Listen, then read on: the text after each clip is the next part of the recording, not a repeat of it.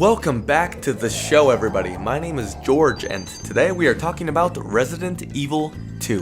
This is the second in a series of reviews I will be doing on the entire Resident Evil franchise, so if you haven't seen the first video I did on Resident Evil 1, I will link that in the description below, as well as at the end of this video, so without further ado, let us begin. This review and all others like it will be scored out of 10. We will focus on 4 categories.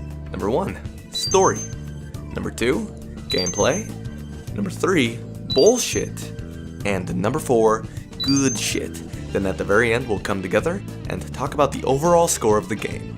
Now here's the thing, this review does contain spoilers for the entire game. So if you have not played this game and you really would like to do it blind, don't watch this part of the review. I will include a timestamp right here to skip the story segment, but if you don't care, or you've played the game and you just want to hear my opinion, the spoiler part of this review starts now. This game decides to switch out Jill and Chris for 2 brand new protagonists, Claire Redfield and Leon S. Kennedy. Claire is a motorcycle riding college student who's on the search for her older brother, Chris Redfield, who was the protagonist of the first game.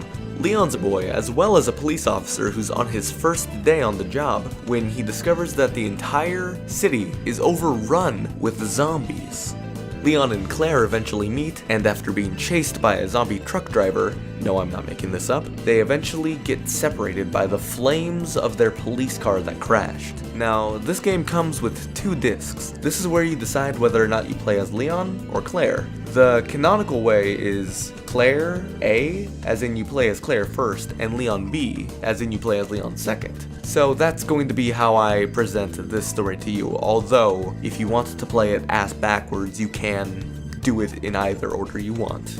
Leon and Claire decided it would be a better idea to meet up at the Raccoon City Police Department. So after making your way through different buildings, stores, and even a bus, you finally make it to the police department. Now, once you're finally in the police station, you come across a guy named Marvin in one of the neighboring rooms. He tells you that everyone inside is in danger because zombies have taken over, and that your brother Chris, as well as Jill and Barry, have gone missing since their adventures at the mansion. He goes on to say that they warned everyone that Raccoon City was in danger from Umbrella, but nobody believed them, and now it's too late. Marvin gives you a key card and tells you to go rescue anybody else you can find, and if you try to help him, he points a gun at you and he says, "Get out now," and locks the door as soon as you leave. Which is probably for the best, seeing as he's already been bit, and turns into a zombie if you return to that room later in the game. While exploring the police station, you'll come across the zombies and these brand new creatures called lickers. They are these red, weird, carnage-looking quadrupeds that hang off of the ceiling and on the walls. They are mean and they are fast. Your first encounter with one is extremely dangerous. It's extremely early as well. You probably have no ammo, maybe even low health from the run to the police station. So this is as deadly as it gets. However, that is not everything you have to worry about. You will have to push statues. You will have to use keycards. You'll find crashed helicopters, blow up walls, get grabbed through the windows, and eventually come across a little girl named Sherry. She runs away from you, although she becomes very important later on.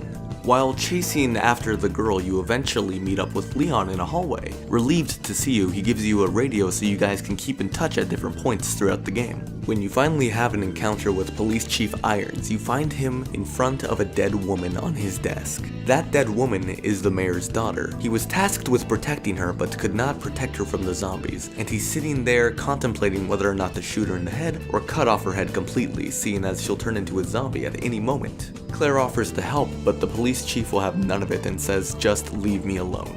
After talking to Irons, you finally find Sherry in a room nearby, and you manage to calm her down enough for her to trust you. Sherry tells you that her parents are scientists at the chemical plant, and that she was instructed by her mother to run to the police department where it was safe. which turned out to be completely wrong. Even worse is that a giant monster is chasing after Sherry at this moment. So the both of you run towards the chemical plant, and eventually Sherry hears her dad's voice and says that she wants to go alone and thanks Claire for helping her this far. She goes on to crawl through a tiny little space that Claire can't reach her from, and then control switches over to Sherry for this moment of the game. She runs around, doesn't find much, and eventually comes back to Claire saying, I didn't find anything, but here's some stuff. And you get separated again because where Sherry dropped into is too low for her to climb back up, meaning Claire is once again by herself. You and Sherry eventually meet up once more in Chief Iron's office, and after hearing some screams coming from a secret passageway behind his chair, you tell Sherry to stay put as you investigate. At this time, Chief Irons is being attacked and implanted with a parasite, which will soon corrupt his entire body. When you finally find Chief Irons, he points a gun at you and says, I am not letting you get away. This entire town is being destroyed and everybody's going to die. He reveals to you that he's been working for Umbrella by keeping their activities under wraps with his power as the police chief. You then find out that the G virus is a new strain, even more powerful than the T virus that turned people into zombies. The G virus can turn somebody into an incredibly powerful bioweapon.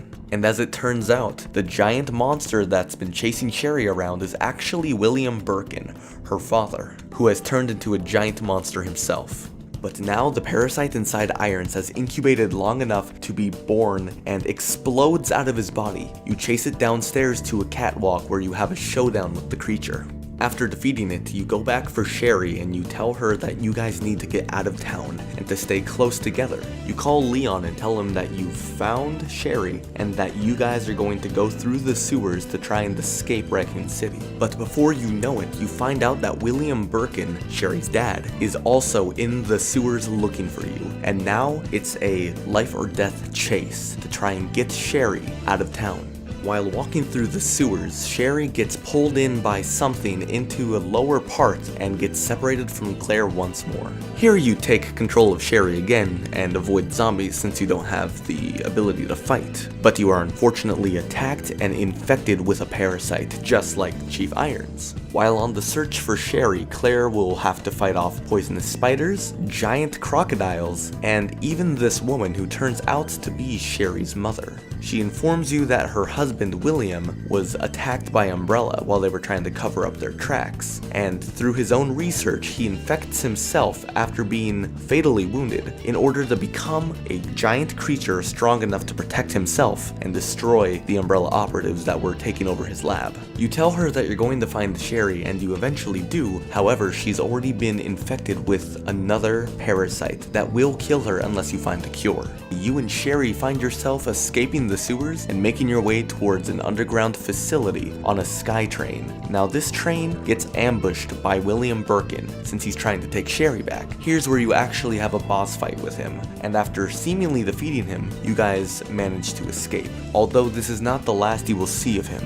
Now begins the search for an antidote to cure Sherry of the parasite inside of her. In the facility, you'll run around solving puzzles and making serums. While you're doing this, you will eventually meet up with Annette once more. But when you tell her that you're trying to save Sherry, at this moment, William arrives. This is when William attacks her and eventually kills her. With her dying words, she entrusts Sherry's life to you.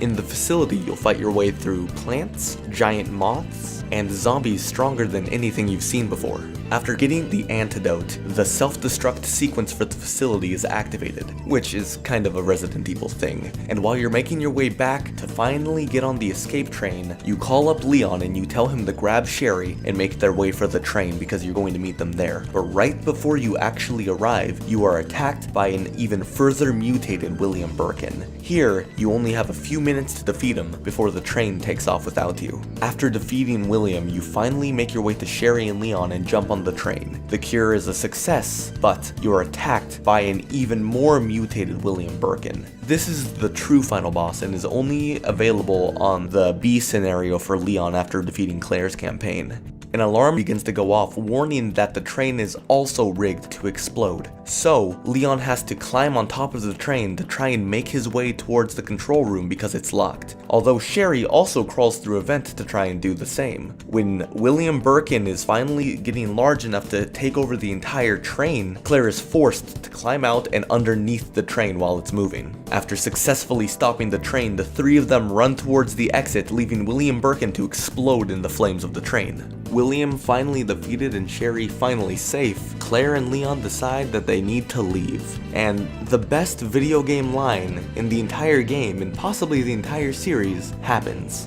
Hey, it's up to us to take out Umbrella. So that's the story of Resident Evil 2. There are a few things that happen on Leon's campaign that I will mention though. On Leon's campaign, he runs into Ada. She tells you that she's lost her boyfriend, but you find out that that's a lie, and lots of different things happen, and you form some kind of a weird friendship. Another difference is that on Leon's campaign, you're chased by a giant trenchcoat wearing monster, which is pretty cool and a little bit similar to Nemesis in Resident Evil 3. Most things that Claire has to deal with, Leon already saw in a different way, and it meets in the middle at the facility. That's pretty neat. I like that. It makes a second playthrough kind of worth it, whereas in the first game, the two playthroughs were different canons entirely. It was either Jill was captured, or it was Chris was captured. This game is two different sides of the same story, so playing both is recommended, especially if you want to have that giant battle with William on the train. And honestly, I feel a little bad for Claire too. I mean, she never finds her brother at the end of this game. The next thing that happens with Claire is in Code Veronica, which is kind of a direct sequel to this in a weird way, but I'll go over that in the next review. As for this one, Resident Evil 2's story is stellar. I really like it. Good on ya.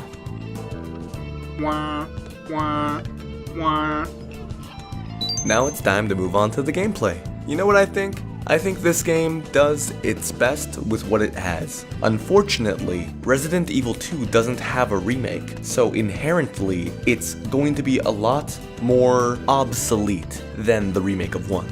It isn't much different from 1. It still has the same tank controls as before, and it still has the same fixed camera as before. But Resident Evil 2 has a couple of versions. So there's the vanilla version, which I have, and there's also a special DualShock version. You see, on the original PlayStation, they did not even have the analog sticks that we know on PlayStations today. So when Resident Evil 3 came out and they did have the DualShocks as a standard, they decided to re-release 2 with the compatibility for those controllers, because even if you play Resident Evil 2 vanilla with a DualShock controller, the sticks won't do anything. You will be forced to use the D-pad. Another thing adopted from 3 is a quick turn that is only accessible in the DualShock version. I would say the DualShock version of the game is the most complete way to play as of right now, since there is no remake. Regardless of that fact, a lot of things about this game are a little weird, and I don't like them at all. Like the fact that you can't just walk upstairs. I realize that's a limitation of the console and the generation that this game came out in, but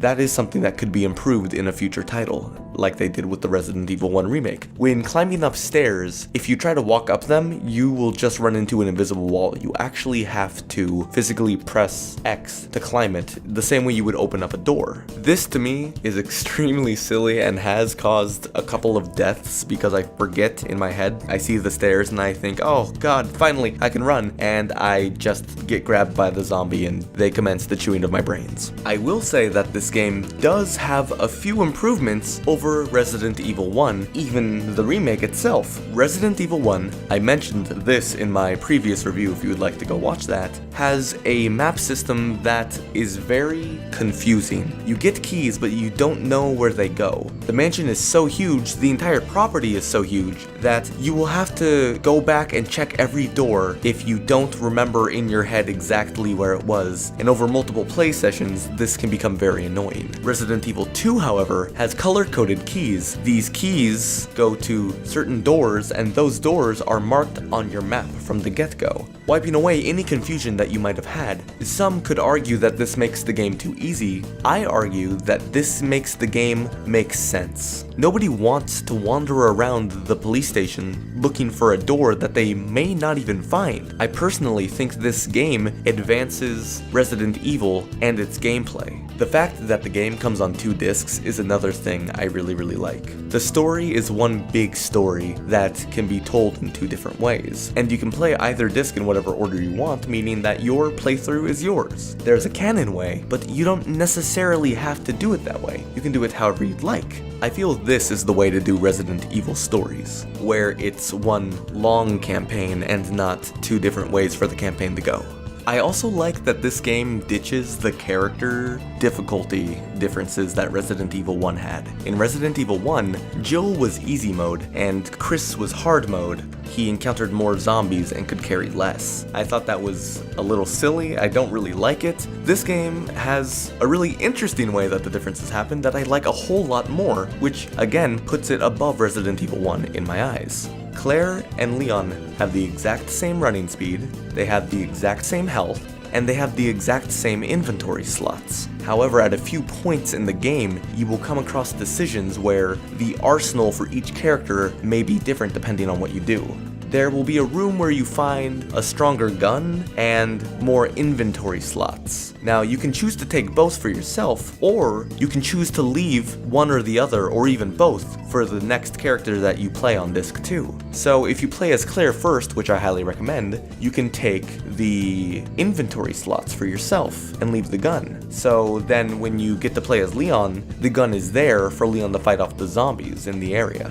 Neither character has any advantages or disadvantages based on the design itself telling you that it's this way. Their advantages and disadvantages are decided by the player making a choice of what they want in that moment. If you're playing as Claire and you think you can get by fine without either of these items, Leon's campaign will be much easier because he will not only have more inventory slots waiting for him, but a stronger weapon as well. Although a lot of things about Resident Evil 2 are dated and could potentially be fixed in a remake, this game, compared to vanilla Resident Evil 1, is way more thoughtful and well put together. The graphics themselves are ugly, but rightfully so, it's an old game. There's a few versions of this game. I played it on the PS1, or rather I played it on my PS2, but it was a PS1 game. There's the DualShock version, also on PS1. There is also a Nintendo 64 version, if you can believe it. It contains both campaigns on one cartridge, but the FMVs and the audio are so bit-crushed and weird that it is honestly an inferior version, even if the load times are faster. Resident Evil 2 also carries over the limited save mechanic that I like so much. Resident Evil 2 is better than Resident Evil 1 in general. It is not better than the Resident Evil 1 remake. Even still, it has a few things over the Resident Evil 1 remake. Overall, it's a great game and I highly recommend it. Just remember, play as Claire first, and then Leon if you want to have the canon way that things happen. Hey, it's up to us to take out Umbrella. We have reached the bullshit section of this video, so don't you think it's weird that this guy thought that a giant glass window was going to stop these monsters? Kinda makes you think you should have moved a little farther away before having a lengthy conversation with this woman. So Leon and Claire meet up, but then they decide to split up again? I feel like that's just a horror thing, but I still think it's very weird. They should look for Sherry together. I guess in the end it makes sense, but it's very convoluted. I just was so excited to see Claire, and then she's gone already. This jump scare was such shit. It's kind of half good shit, half bullshit. It actually made me jump, so yeah. I died a lot at the beginning, and I had to keep listening to this conversation right here, and I think the ability to skip cutscenes would have been greatly appreciated. And the last thing is this specific door. Now, when you finally get to go outside again for a section during Claire's campaign, assuming that you play it first, you've never seen this. You walk in, you find the items that are in there, and there's a door. So you try it, and when you open it, zombies appear in the door loading screen for the first time that you've supposedly seen, and you're attacked in there. So you kill off the zombies, potentially take some damage, you try to go outside again, and Claire says, "Oh, maybe I shouldn't try that again." So you're sitting there like, what the hell was that? What was even the point of this door or this room? I mean, was it just a trick? This is kind of how Leon entered the police station. This was the direction he came. But you don't know that during Claire's playthrough, so you just open up that door confused as to why it's even here and why you can't leave. It is now time to talk about the good shit in Resident Evil 2. The difficulties here are not connected to the characters, it's connected to the choices you make. That's clever game design. Good job, Capcom. That was a good idea. I really love that part of the game where Claire takes off her jacket. There's a part of the game where you can do an extra side mission to open up this door, but it is a two-person verification, so you actually need to play through both campaigns in order to do it. You need to enter in a password on your first playthrough, then on your second playthrough, if you entered in that password, it will remember and you can enter in the second password, and then you can open up the store for some extras, so that's cool. More stuff like that, please.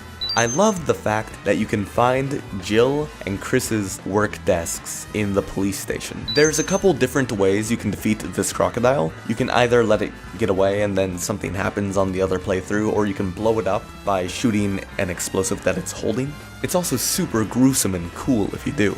I really like the lickers. There are no crimson heads, but at the beginning, right before you encounter the first licker, you can actually catch a glimpse of it running across a window, foreshadowing that you're going to have an encounter soon. I really like that. It's good tension for the upcoming battle you're going to have, because these things are hard, and the very first one you fight, you're not really gonna have a lot of firepower to defend yourself. I like that Leon and Claire both save each other at the beginning. It's not just Leon rescuing Claire, it's both of them rescuing each other. They are equals in a sense, and that really is important, I think, at least to me. I really like that, and I value that, so good job, Resident Evil 2.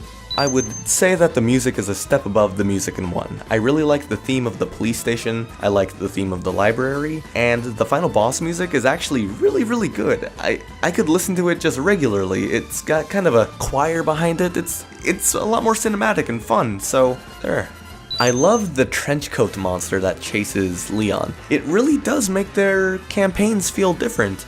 William Birkin is a tragic story, but it's also a really fun, interesting story. It kept me engaged. I like the fact that Sherry has kind of her origin story in this game, seeing as she goes on later to be in 6, but the fact that her father was kind of an antagonist gives her another link to Jake, who is her partner in 6, whose father is also a big villain of the franchise. Another thing I liked about this game was the key system, but not only that, the puzzles themselves were all very well put together. Not once did I have to look up a walkthrough for this game. There was only one section in Resident Evil 1 where I had to, but the fact that I was able to go through 2 without really hitting any roadblocks or really crazy moments where I was wandering around wondering where I should be or where to go or what piece does what is good, I think. The game isn't easy, and I don't think that the puzzles are easier than 1's. I just think that some of them make a little more sense. There's a few stumpers in there, but all in all, the puzzles are very good. This is the first time we see fan favorite character Ada, so that's gotta count for something. G-Pad gives Resident Evil 2 a 6 out of 10. This game is better than the original, but it's not better than the remake of the original. I absolutely love this game, but I can't help but recognize the fact that it is old and a lot of its age is starting to wear on the game. I highly recommend playing it. If you're a fan of Resident Evil, you should, but the fact that this game is so fun and good is reason enough for it to be remade. The vanilla version of Resident Evil 2 is a 6. Which is still above average. I don't really start hating games until 4 or below. Here's how I see it. 5 is average, 6 is above average, 7 is great, whereas 8 is fantastic, 9 is near perfect, whereas 10 is a completely stellar experience. So don't think because I gave Resident Evil 2 a 6 means I don't like it. I just wanted to give you guys a little deeper look on the way I score games. Thank you so much for watching. I can't help but feel very, very grateful that you guys made it all the way to the end. If you liked this review, please let us know. We have a Twitter, PinkPots. I would really appreciate if you went there, followed us, and keep up to date with everything GPAD is doing. An even better way you could do that is by subscribing. But on Twitter, you can find out about things before they're even uploaded to the channel's little sneak previews, different art for thumbnails, work that we're doing on videos, and you could get to know me and Austin better that way. But hey, if this video wasn't enough to convince you to subscribe, here's a few more suggestions. We did a review of Resident Evil 1 that is for sure listed right here, and I would appreciate it if you gave it a look, because we're going to be going through the entire franchise. We will have me our